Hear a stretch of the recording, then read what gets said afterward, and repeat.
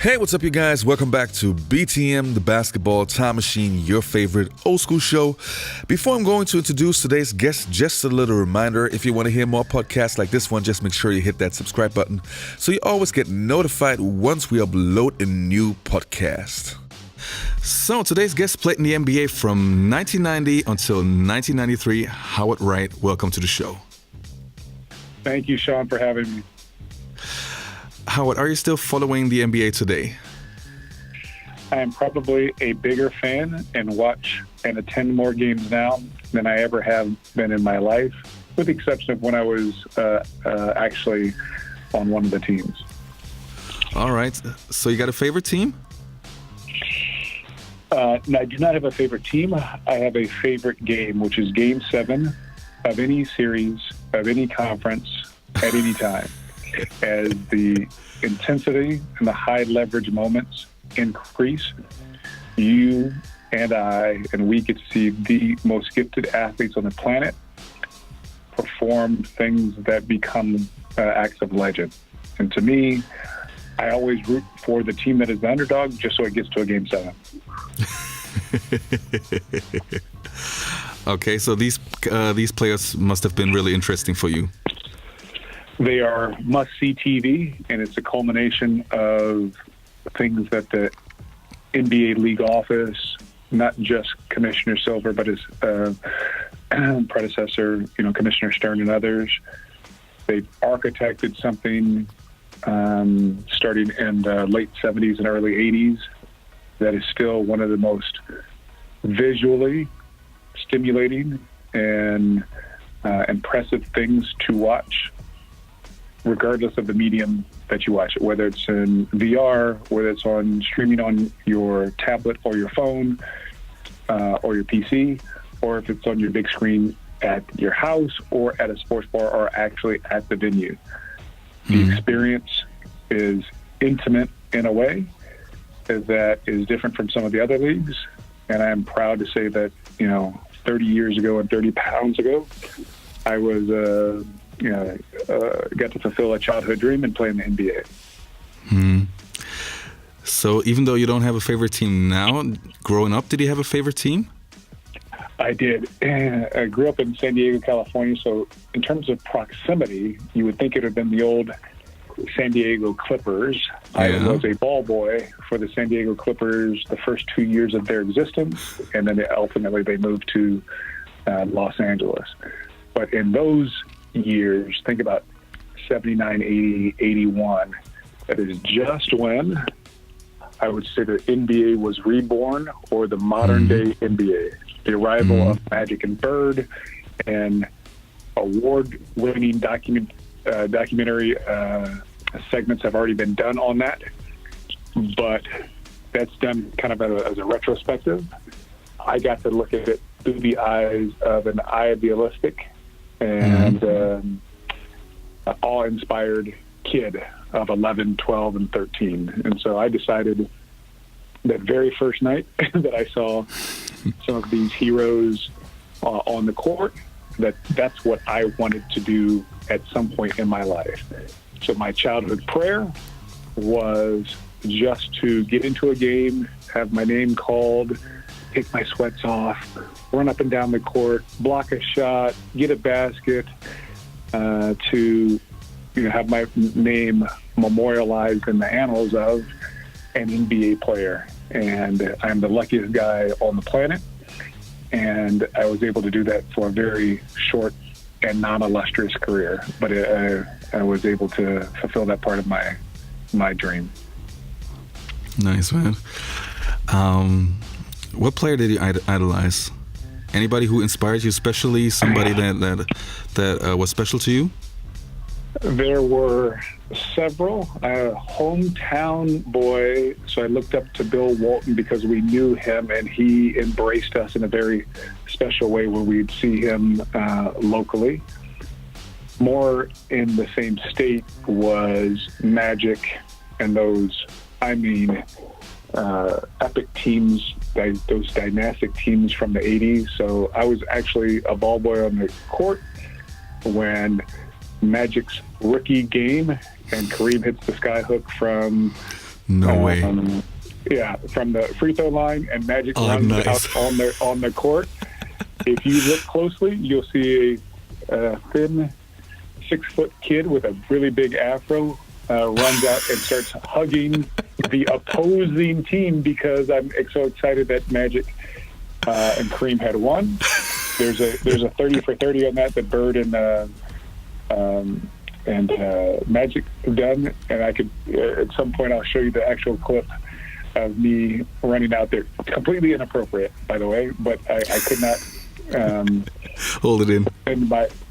Suspend my joy on something like that. So then, when I first remember started watching basketball, remember it's on tape delay now. Think about late 70s, so the 77 series where Bill Walton, plays this San Diego native, versus who I thought was almost a deity, Julius Erving, Dr. J.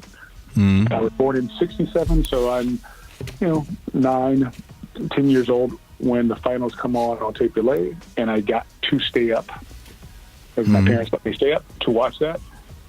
I watched every dribble of every game on tape delay, even having known that the outcome was different. There's an idolatry that I had focused on Julius Erving. I could not explain it. Of course, physically, the gifts, stylistically, the iconography of Julius Erving. So on my walls were posters of Bill Walton, Gervin, Magic, Bird, and probably Julius Erving took a center stage as literally seemed like he was being dropped in from another planet physically against the best physical specimens that I had seen in my short life. Did you ever meet one of your childhood heroes? So I got to meet them all. I have a autograph book. I know that's not a thing anymore. Everybody just takes selfies now, but I have an autograph book that's somewhere in my mother's house in San Diego that's probably worth quite a bit on eBay, but it has mementos and autographs from. So now through this first season as a Clipper ball boy, 79-80 season, the Clippers host the Julius Erving-led 76ers. February 15th of 1980. It's not like I remember the details or anything, Sean. The idea is in San Diego, it's pretty much 72 degrees year round, including in February where it gets, 60s, maybe high 50s. It might be 55 degrees outside, and in through the tunnel, coming down the tunnel is strolling, almost gliding, Julius Erving. He has a full-length mink coat on. It is San Diego. It's 55 degrees. And remember, not through the eyes of these cynical and jaded adults that we are right now, but through the eyes of an impressionable 11-year-old, 12-year-old kid, I see Julius Erving come in. He's as regal. He has people hanging on him looking for autographs and tickets and everything else. And he walks by us and kind of gives us all high fives of the staff of ball boys. So I was in there working the visitors' locker room. In the visitors' locker room, you get them tape, you go get them some popcorn or hot dog, you get them beer, get ready for after the game. All these things were appropriate to do. Even though I was 12 years old, I could handle beer because it was they knew exactly where I was taking it. Before the game, as he's getting kind of laced up, calls me over, we start chatting, and I am honestly probably the most petrified that I had been in my life up until that point. He asked me a couple of questions, polite questions. He said something about stay out of trouble, stay in school, stay focused, and maybe you can do this one day yourself. It was a short but impactful conversation between an icon and an impressionable young man. Now, Julius Erving has had that conversation with probably no less than 4 million young men. but it certainly resonated with me. And after the game, I got his autograph and a pair of his shoes. You remember the size? Oh, nice. 16 Converse red. Those things were so perfect. And they sat up on our trophy case for many years. And it always stuck with me about, he was very specific about, staying out of trouble, listening to what my parents, staying focused in school, and trying to be the best version of me that I can be in terms of basketball player. So years later, when I actually did make the team, I stayed in contact intermittently with Julius Erving, right? And I, still have his phone number in my phone today, and I see him every other year at one of the NBA, either the Tech Summit or an All-Star game or a finals, and I tell him that story, and we play golf again, and it's really just, I'm humbled, and I still look at him through the eyes of a 12-year-old as opposed to now a grown man. Mm-hmm. Well, you can't get any classier than Dr. J. Yeah. Wow, man, nice story. Talking about your playing days, you played high school for the Patrick Henry High School before you went to the University of Stanford. Mm-hmm. How happy are you with your college career? College career was a happy accident. It was when I was 13, 14. I, in the back of my mind, dreamed of playing in the NBA one day. When I was in high school, junior high school and high school, I thought about, I really just want a really good scholarship to a world-class university. All my brothers and sisters all had not only undergraduate degrees, but had gotten advanced degrees. So I have a sister who is a doctor, my brother is a lawyer, my other sister is a CPA. I am the only one in the family without an advanced degree.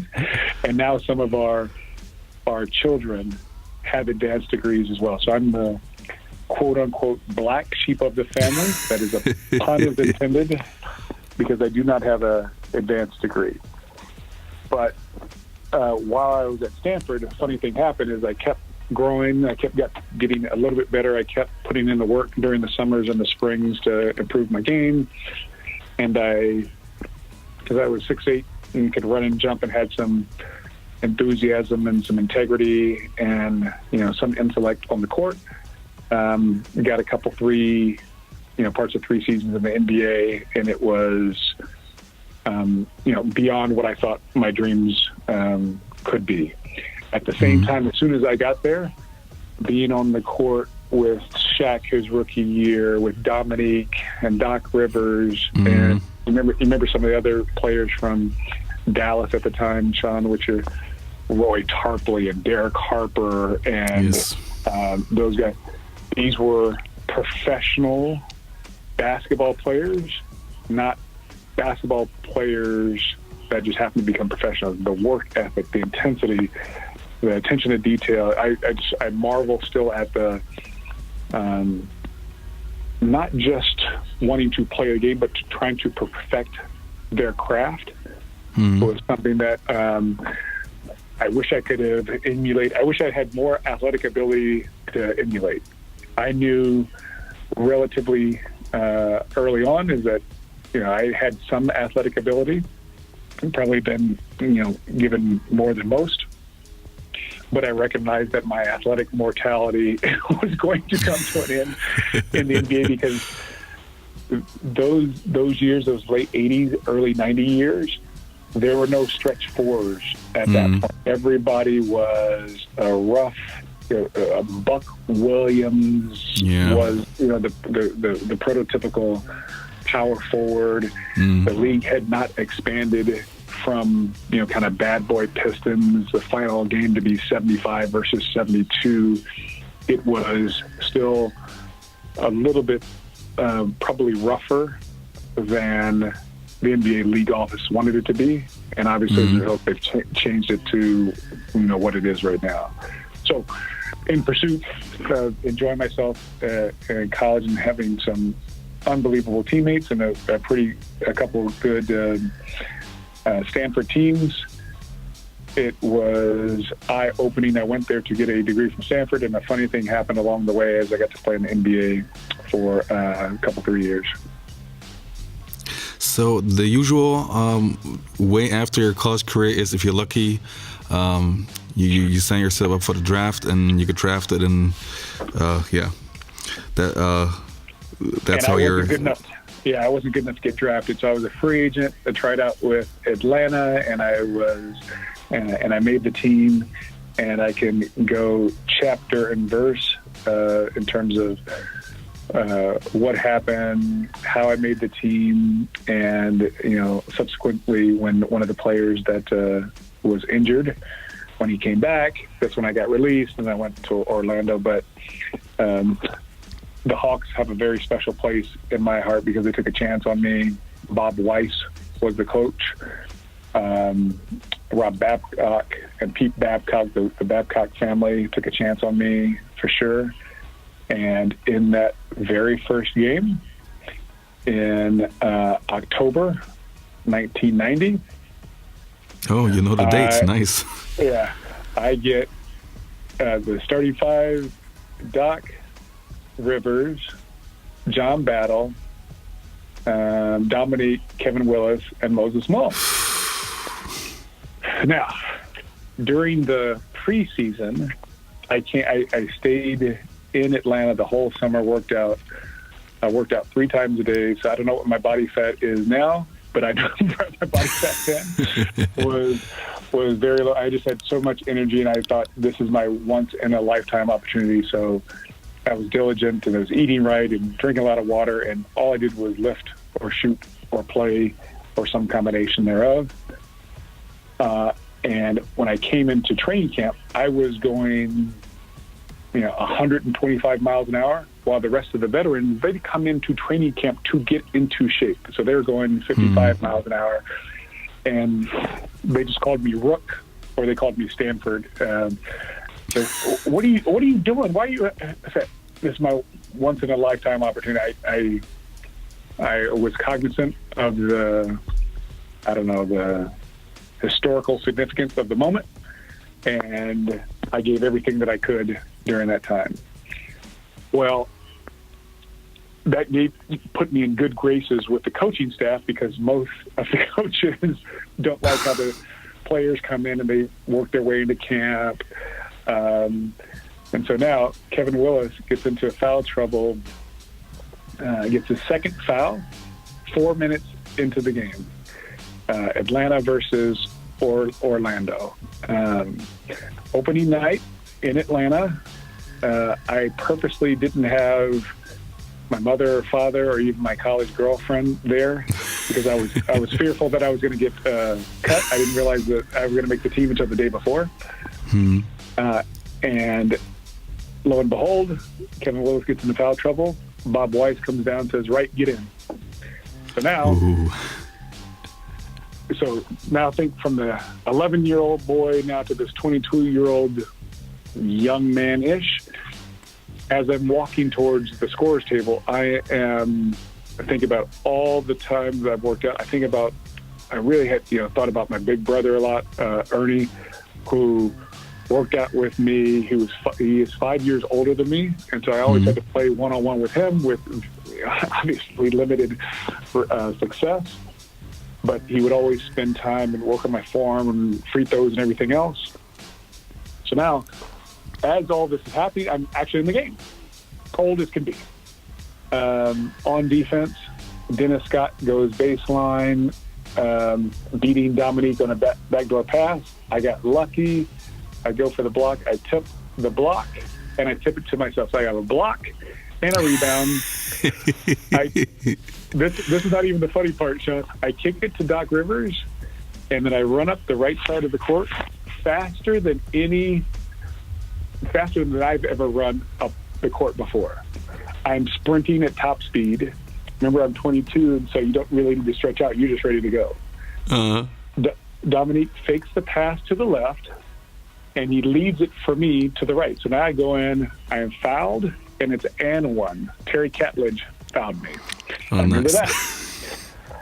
Now I go to the free throw line, and I've been in the game all of, 7 seconds. I'm relatively cold. I know that this game is being telecast, and my father's watching, my mother's watching, and I'm trying to, I'm trying not to have my mind collapse under the pressure of all of this anxiety. And I've never been a great free throw shooter, but I'm thinking, Lord, please just let me hit the structure. Just let me hit the backboard or the rim or the 24-second shot clock. Just hit something so I don't embarrass myself. Step to the free throw line, and literally as the referee is bouncing me the ball to go through your routine, I had a flashback of when me and my brother would be at the park, and my brother would go, this one is for, the NBA championship, and you got to get ready, and, 3 dribbles and release and hold your follow through. It was almost like, my brother was passing the ball to me. I step up and swish. So now I have a block, a rebound, and 3 points in the, 2 or 3 minutes that I was in the game. I didn't get in the rest of that game, but I left. When I went back to my hotel room that night, I thought, this is what the sacrifice. I thought of the through line from Julius Erving. I thought of the through line of all the coaches and teammates, and the benevolence that is somehow gifted on a undeserving soul like me to be able to fulfill your childhood dream. Yeah. And then there's, a dozen other moments of seeing whether it was Bird or MJ, Hakeem Olajuwon, David Robinson. These are, how do I put this properly? These are the most fierce competitors I'd ever seen, period. The NBA right now is aesthetically more pleasing and fun to watch. They were, territorial and geographical battles then, where it was more, I'm going to impose my will against your will physically in this area, which is the paint.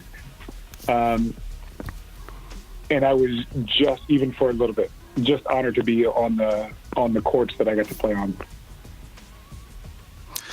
Well, we talked about this earlier. I think the 1990s and the 1980s is the best, are the best eras in basketball, period. So you were there at the perfect timing. So couldn't have been any better. Yeah. So think about those. That's before MJ became MJ. You see how Giannis, the question was, is he arriving or has he arrived? And basically the fate has decided that he has not arrived yet. He is still arriving. Those Celtics teams with, 5 Hall of Famers, the Lakers team with 4 or 5 Hall of Famers, 76ers with all of their caricatures, like the Dawkins and everybody else. And then they obviously arrived with Moses and Julius and Barkley and those guys. Bad Boy Pistons. So this is the quintessential. The league was remade in this 79-80. Before then, it was on tape delay. Folks miss that nuance all the time. Could you imagine one of these games on tape delay? It is basically stops traffic in any country that you're in right now when a playoff game or a finals game is on TV right now. And I got just a very quick glimpse of what it was like to be, one of those gladiators at the time. And it empowers me today. It still inspires me today. And I'm still really appreciative of the folks that helped me along the way. And I tell Commissioner Stern that whenever I see him, and I try to pay homage to the league office and the work that we do with Intel right now as we're a partner with them, the NBA. You mentioned Moses Malone earlier. Actually, you play with some of the best players who ever played the game. You play with Dominique Wilkins, Moses Malone, the young rookie Shaquille O'Neal. Yep. But coming back to Moses Malone, he's actually one of my favorite players of all time. Obviously, he was an older feller. I think he was like 36 or 37 when you were playing with the Hawks. Did he still carry around this 100% professionalism, being 100% focused and 100%, the ideal professional like you can imagine? Yeah, he was, and he called everybody Rook because I don't think that he cared to take the time to learn our individual names, but he was Moses Malone. He deserved that. And it was little things about how he saved his money and how he was focused. Like, everybody had a nice watch and everybody had a nice car and everybody had a nice house, but the salaries then were nowhere near the generational wealth changing salaries right now. Now, with the premier 12, 15, 20 players in the league, they are in a position where their grandchildren will be prepared for success versus, even Julius and Moses Malone. They were the first ones to kind of break $1 million, 7-figure salary by the time that Uncle Sam and then your state, you couldn't save the money that can be saved now. It was recognized his frugality, his intensity, and his professionalism, and then he spoke so fast and with such a very specific Moses Malone dialogue that I thought I picked up most, and you have to kind of you would love to rewind the tape. Is that what he said? But you would never ask him to repeat himself. He was quite the player and quite the ambassador for the sports. Yeah. So who was the best player you ever played with? With? Tough one, huh? I'm going to go give everybody a curveball. Shaq, his rookie year, was the most raw, most physically gifted player that I've ever seen. Dominique, as he, again, ascending into becoming Dominique, and that year they, went again. He could never break through versus the Celtics because Bird and that crew, and MJ, finally broke through in '91. Roy Tarpley is a cautionary tale, a dilemma tale of one of the most gifted players that never, self-inflicted wounds, of course.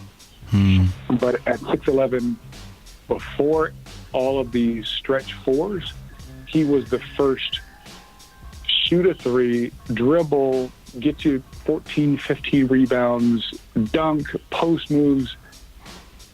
I wish in some alternate universe that Roy Tarpley would have been able to, remain sober and complete his athletic. He was special. To his athletic height, and it was.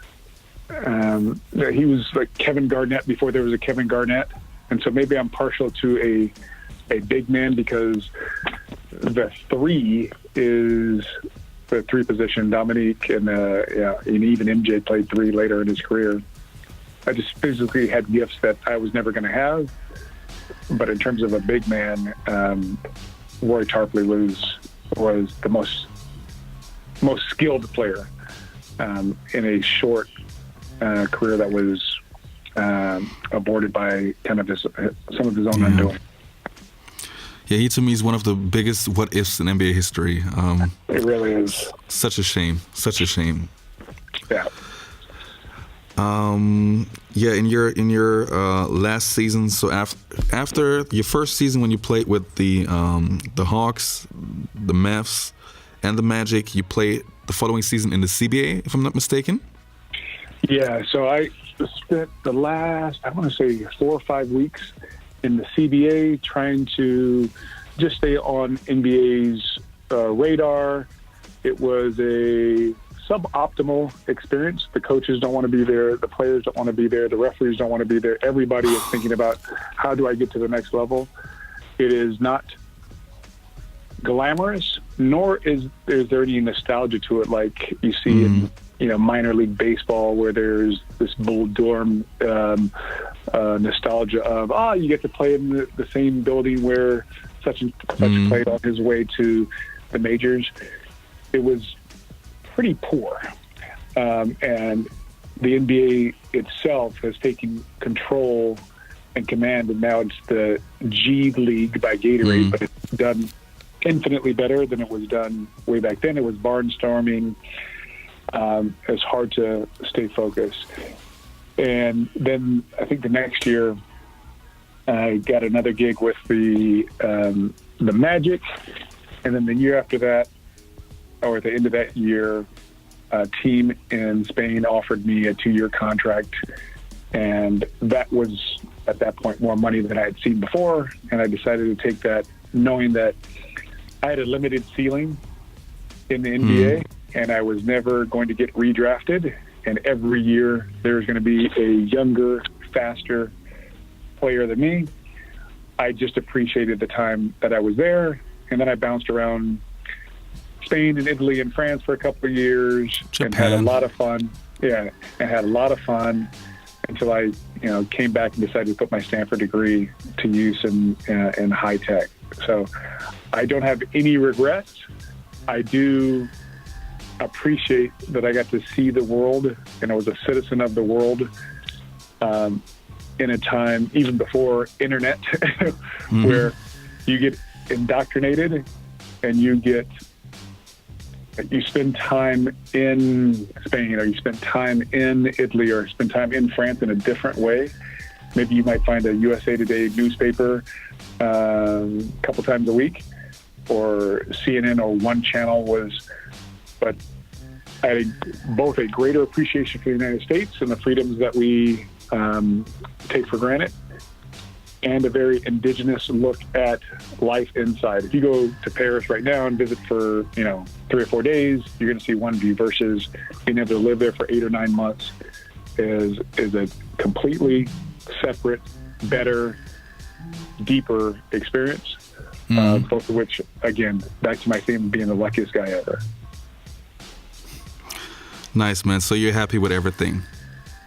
I am thrilled with everything. When I look back, I probably would have never made this NBA. The guys at 6'8" and above are so skilled.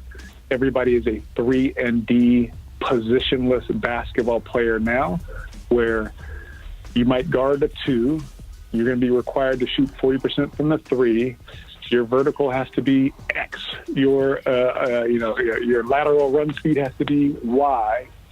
And the fluidity and the gifts of these players is something that I maybe barely had when I played in the league, and something that my skill set does not match this modern day NBA, because the players are just too gifted. Well, but you don't know. If you would have grown up in a different time, also you would have learned different things, right? Yeah, and I appreciate you trying to satiate my ego, so I'll take that as a compliment that it was intended. Thank you. Well, I see. I think. You already mentioned it earlier. You were basically living your childhood dream. You were also living my childhood dream, right? Yeah. So, and accomplishing, even playing one single second in the NBA is something that millions of kids dream of. Yeah. And you actually accomplished that. So I'm really happy that that you understand what you accomplished, and that you're satisfied and happy in general. It leaves me with a good feeling, knowing that you appreciate the opportunity that it wasn't given to you, you earned it, but that you appreciate what you had on the table at the end. Yeah. And I'm feeling good now. I always thought of it as people often talk about sports as their ticket to somewhere. I always thought of it just as my passport to the next thing. The next thing after the NBA was getting to see the world, not only for free, but being paid hundreds of thousands of dollars to do it. The next part of that passport and that journey was coming. I worked for Qualcomm for 13 years in high tech, and now I've been here at Intel almost 5 years.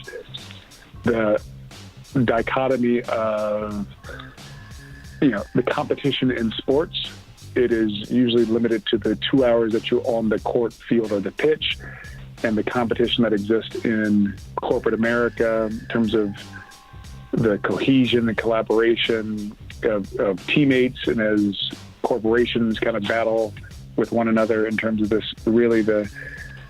is the sport of kings, the semiconductor and silicon and cloud and immersive media, that we're not wearing the shorts of the 80s, but we are in a different uniform in terms of a coat and tie, but competing for that same elusive crown, which is to be recognized as the best in whatever category your company, your business unit is attacking.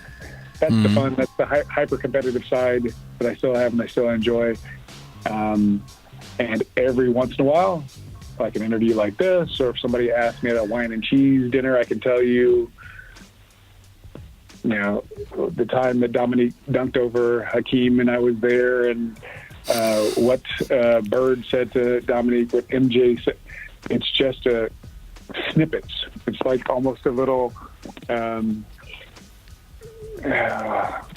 wonderful little vignettes of time and space that occurred while I was associated with basketball. And it is really fun to reflect and hopefully, like you said, be appreciative of what I got to do while I got to do it. Howard Wright, thanks for being on the show. Sean, thank you. Anytime.